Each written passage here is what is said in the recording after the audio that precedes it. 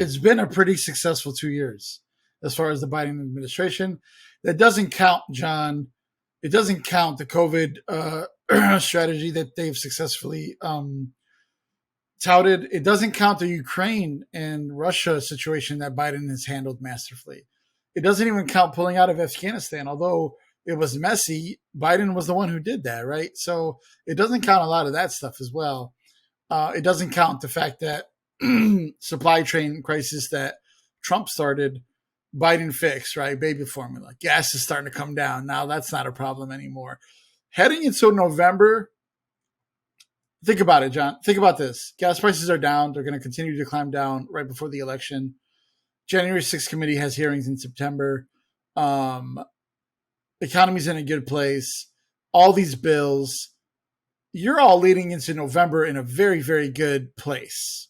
These are massive wins for Democrats. The only problem, and you're going to hate this, the only problem is how do you market this? How do you market a reconciliation bill that I don't understand fully to voters?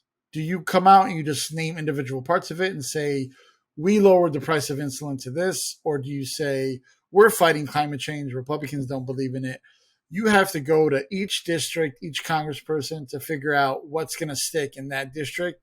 They're going to know better than us, right? So the problem now isn't doing enough. The problem now is how can you market it and how can you fight the misinformation, right? There's a big, I didn't put it on prep because it's still ongoing, but the whole Jon Stewart, Ted Cruz thing, Republicans just straight up lie. It's not alternative facts or it's not misinformation. They're just lying. They're just quite literally lying. So how do you fight that? By telling the truth and making what you're passing, quote unquote, sexy. How that's the challenge I think we face now. Right. Well, it is the challenge we face, but it isn't the challenge we face. What I mean by that is, and it goes back to something we've talked about for years, or not years, we've only done this a little over coming in on 2 years, but I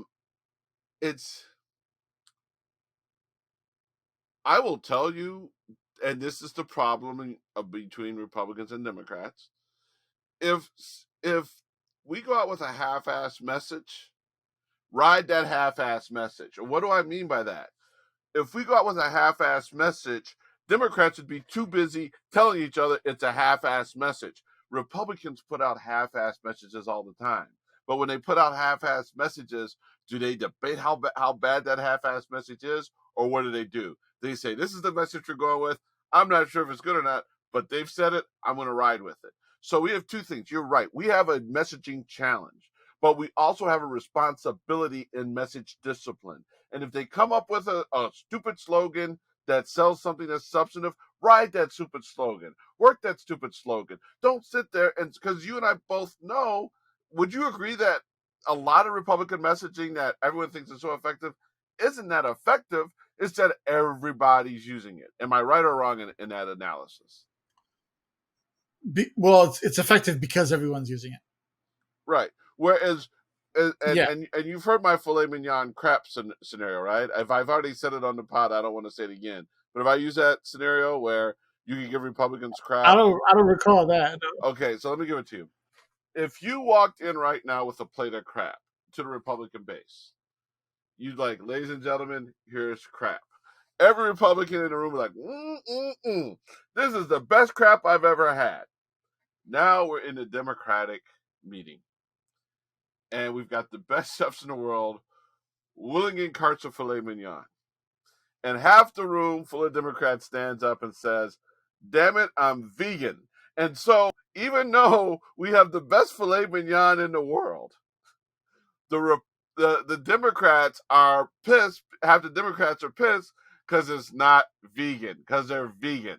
If you served Republicans a bowl of crap, the Republicans would take that bowl of crap and treat it like it was the best filet mignon ever.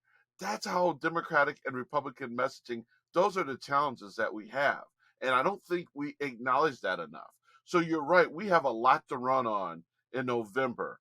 And you're right in talking about our messaging challenges. But our biggest messaging challenges are not what the spin doctors and everybody else comes up with.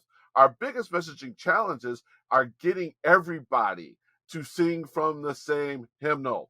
Republicans can do it, we don't. And that has nothing to do with the messages we're churning out. It's just that Republicans get a message, and that's the best message possible, and they all go with it. Democrats want a custom message that makes them happy, and unless they get that custom message that makes them happy, they think it's a shitty message.